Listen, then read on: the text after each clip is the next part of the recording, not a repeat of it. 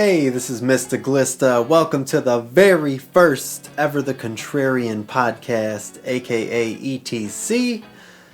Now look, I know resolutions are kind of silly and seldom stuck to, but for better or worse, one of mine is to do these little check-ins every week, just because it makes me happy and I enjoy doing it, and it helps me feel connected to my friends and family and those I care about. So hopefully you find it entertaining or valuable in some way, and if you don't need to listen. But I'm gonna try to keep it brief, like, I don't know, 15 minutes at a time, just because I respect your attention and I don't want to monopolize it. I'm not one of those crazy people who post like 20 stories to social media every day. That's ridiculous in my opinion. Unless you're Nico Jones. Then you deserve your own Netflix series. That's a different story. But yeah, I feel like everyone these days is so concerned with celebrities and headlines, and instead you got to turn your focus inward and check on your friends, check on your family, take care of yourself, because if you're not doing okay, you're not going to be of any good to anyone else. So I know for one, I often let that slide, but I'm focusing on doing a better job of that. So yeah, last year I think was the most difficult year of my life. I can say that with darn near absolute certainty. Starting with a bad breakup in February that left me just feeling very doubtful and questioning myself, and I lacked a lot of confidence. I'm usually a very confident person, but was not feeling like myself after that. And to compound the issue, I had just started a new job that December beforehand, where there was not the most rigid training structure in place, let's say. So I had to teach myself a lot, and it required a lot of mental bandwidth. But I'm happy to say that things have gone very smoothly. I've come out on the other side of that and had great reviews so far, and I really like what I'm doing and I'm proud of it. So that's that. Hopefully that stays. But back to the not so good things. In May, I did my first jiu-jitsu competition despite feeling very underprepared. I entered the white belt beginner division for my weight and got my butt kicked. My first opponent was a major sandbagger, though. He was a police officer who was doing like his 10th jiu-jitsu competition I came to learn. He and his wife were like touring the Midwest doing them. So I shoot a single leg on the guy right at the beginning of the match, and I'm not a great wrestler, but I got a good takedown. Well, he jumps into a guillotine, which is like when you get your arm wrapped around someone's throat, and so I'm fighting this guillotine, trying to get free with what little technique I have. I have former UFC title challenger Ricardo Lamas, my coach, barking at me to get my arm over his shoulder, get your arm over his shoulder, which is the proper defense. My dumbass didn't know that. So I'm trying and trying. It didn't feel that tight, but apparently it was, because I went to sleep. And next thing I know, I'm looking up at the ceiling and the referee's asking me what day it was. And I was like, oh no, I lost, didn't I? Now, I was like smiling and in good spirits and found it kind of funny, but this guy kept the choke on for like 5 seconds after I'd gone out, which doesn't sound like a long time, but when you're like totally limp and this dude's like full pressure on your throat, it was rough. I pretty much lost my voice and couldn't sing. It hurt to sing for a while afterwards, and my vocal range was trashed, and I was worried. Like, I wasn't sure if I'd be able to sing again. It was that bad. It really scared me. Now, I was proud that 10 minutes later I did fight to a decision, and I survived that 5 minutes without going to sleep. But yeah, so on top of the breakup leaving me feeling crummy and the job stressing me out, now my voice is gone, which, you know, everybody has like these facets of their character that they really identify with. And for me, part of it is I'm a singer and I like talking.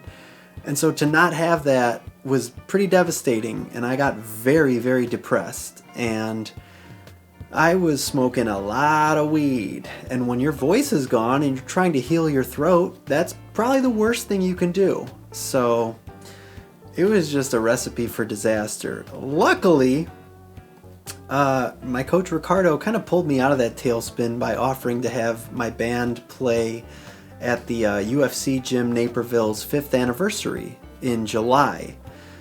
So, I got my shit together, my voice came back, the band was rehearsing, and it went super well. I played for an hour up front, solo, and then played for an hour with me, my brother Ryan on bass, and our new drummer Garrett. It was awesome. We had a great time, great show. Thank you, Ponch, for recording a lot of it and putting it on Facebook. I should get that on YouTube and Facebook myself. I gotta organize that stuff. But yeah, that was the beginning of coming out of my a deep valley. Now I'm back on the upswing and finished the year on a very good note with the first 4-piece Bubbs show with our new guitarist Pat Richard, who wrote almost our whole new EP. We have like 6 to 8 original songs. He wrote them all musically. Some of them we kind of generated together as a band, and then I slapped lyrics on them, but great songs and well received by our audiences so far. I'm really excited to record them and put the polished versions on streaming services for you to hear. But we played a show in it was like a week ago, December 29th, in Pat's new basement, which is beautiful. Has like a built-in stage ready to go. Luckily I recorded the whole thing on my GoPro and my nice little portable condenser mic. So you can listen to that on YouTube. First Bubbs 4-piece show, Patrick Richard on guitar, Ryan Glista on bass, Garrett Potterton on drums, and myself doing singing and lead guitar.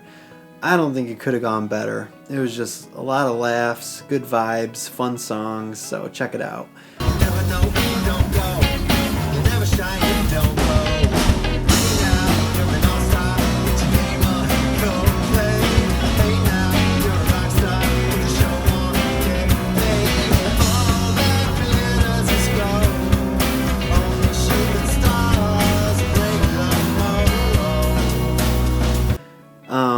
And I hope to carry that momentum into this year.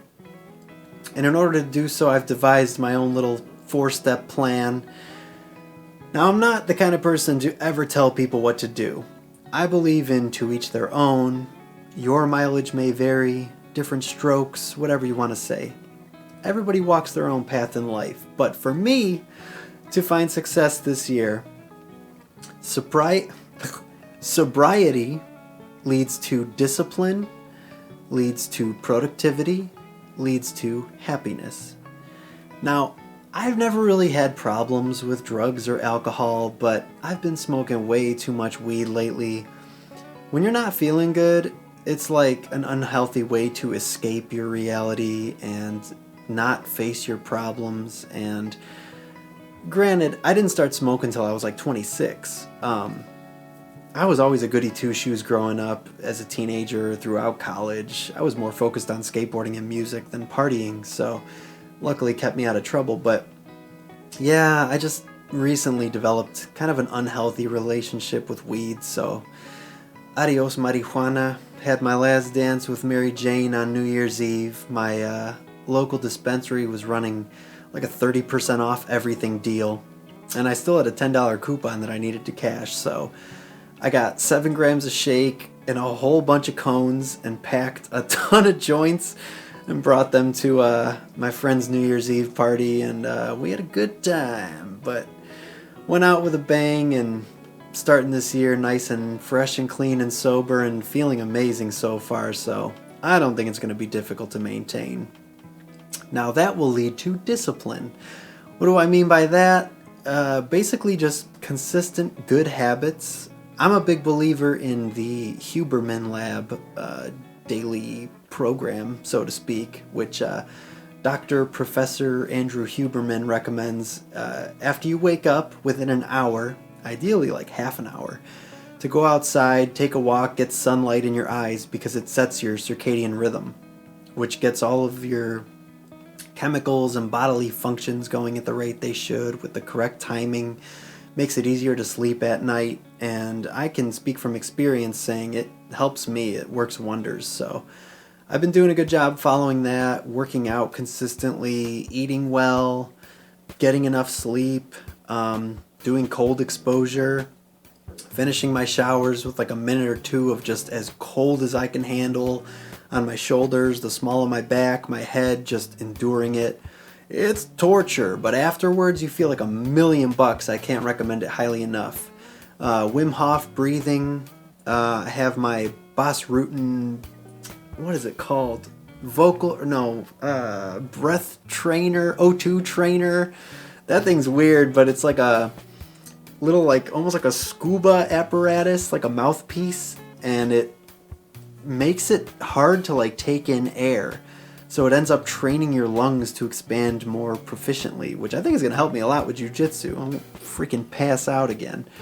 But, you know, just making good decisions, taking care of my future self and prioritizing that over short-term comfort and satisfaction, you know. The Jocko mentality, discipline equals freedom. I truly believe in that. So that will lead to being more productive, which is a big thing for me because as a creative person, I'm sure a lot of you can relate.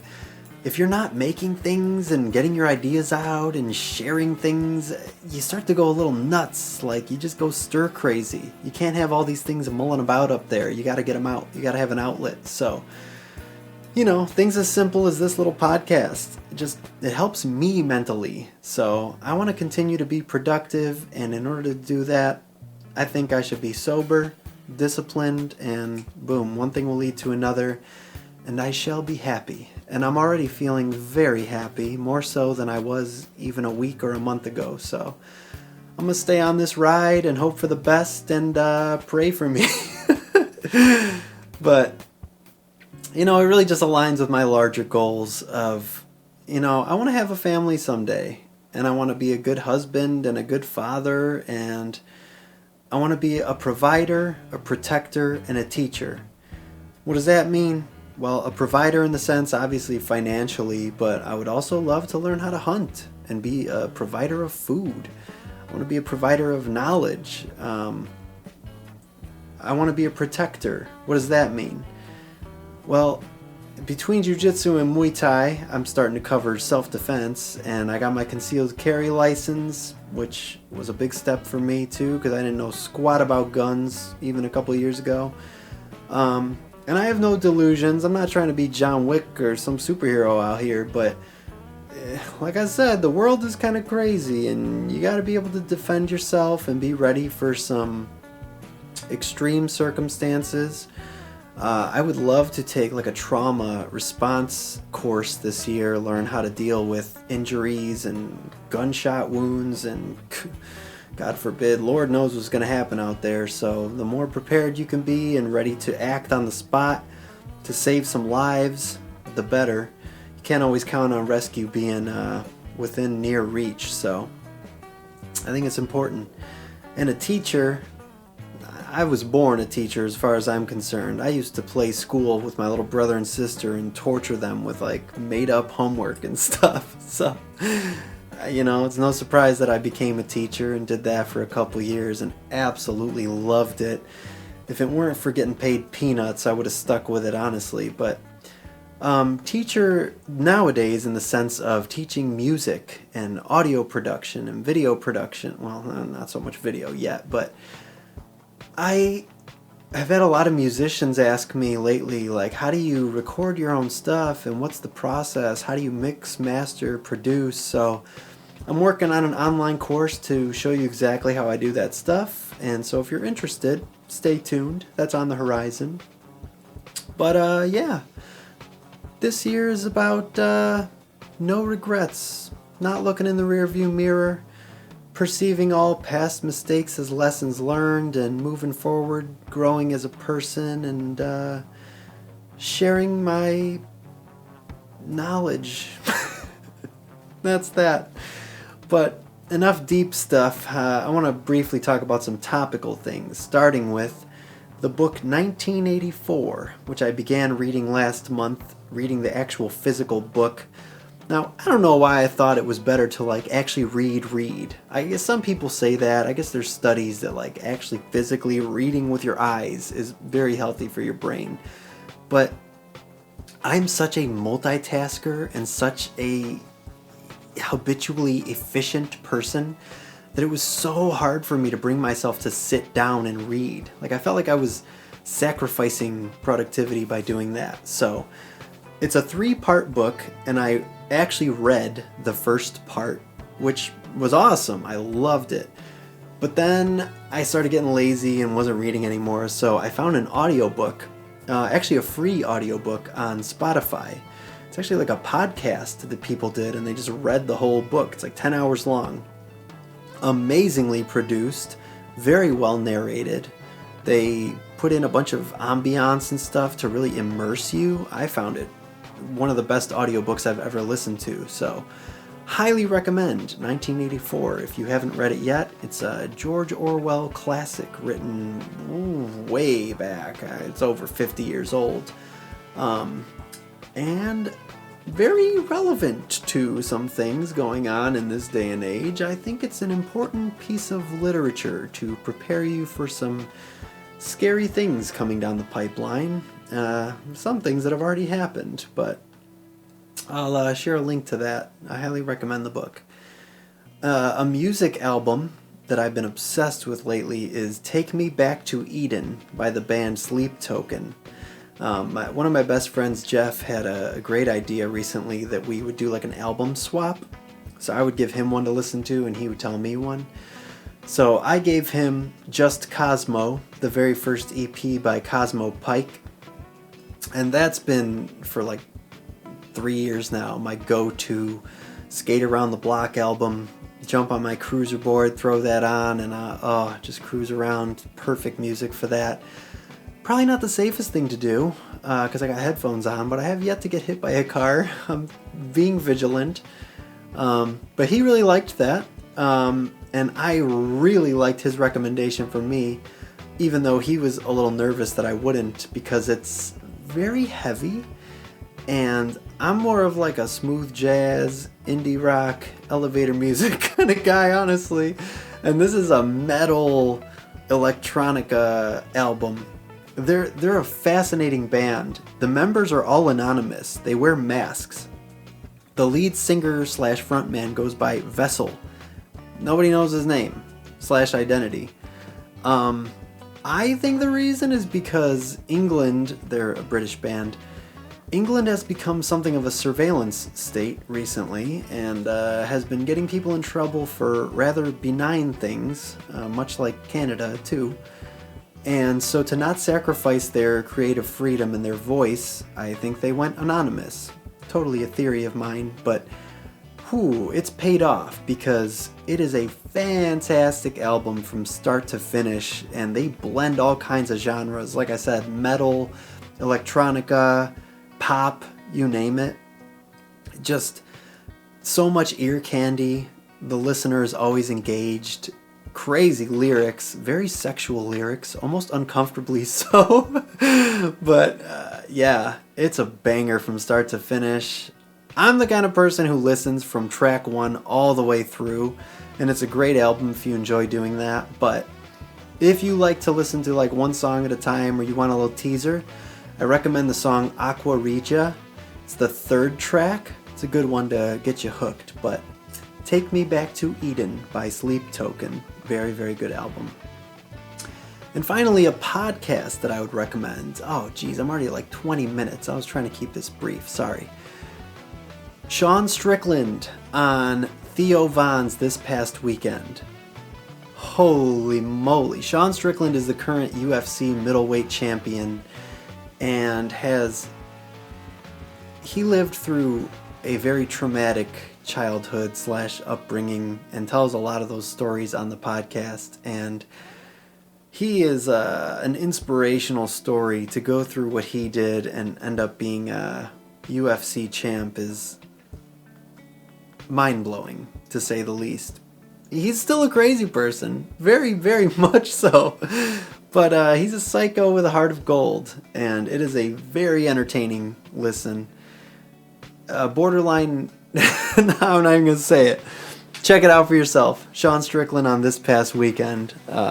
You will not be disappointed. And finally, I'm not just holding this guitar for show.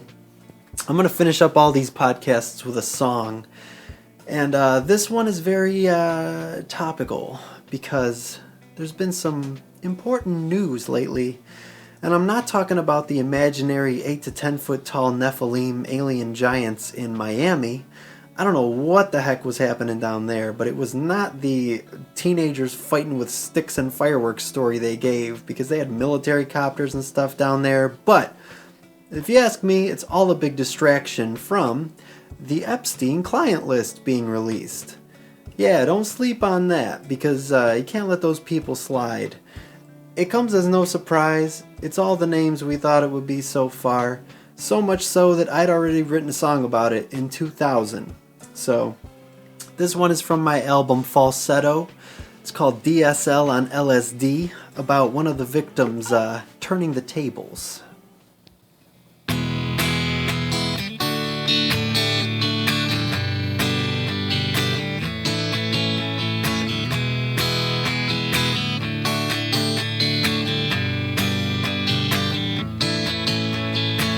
Melted lipstick in her pockets, the bloodiest shade. She's oblivious, just a kitten in the hands of the deep state.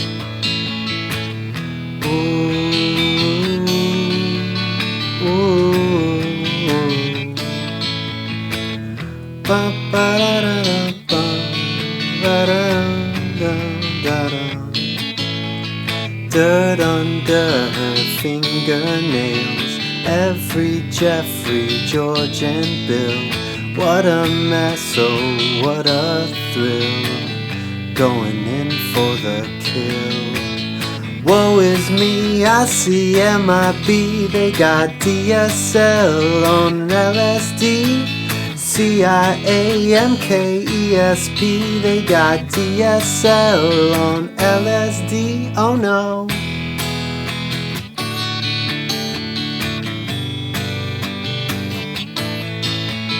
Bum ba-dum ba-da-dum ba-da-ba-da-dum ba-da-dum ba-da-da-dum ba-ba. Who runs the people who pull the strings? Are they responsible for everything? Who mends the curtain between us and them? Are they monsters or men? Woe is me, I see MIB, they got DSL on LSD.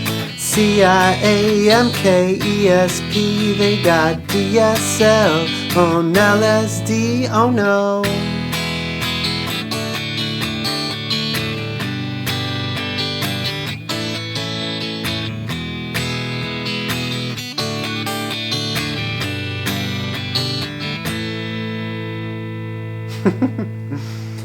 Don't forget to check out the Bubbs concert on YouTube. Had a blast. Thank you for listening. See you next time.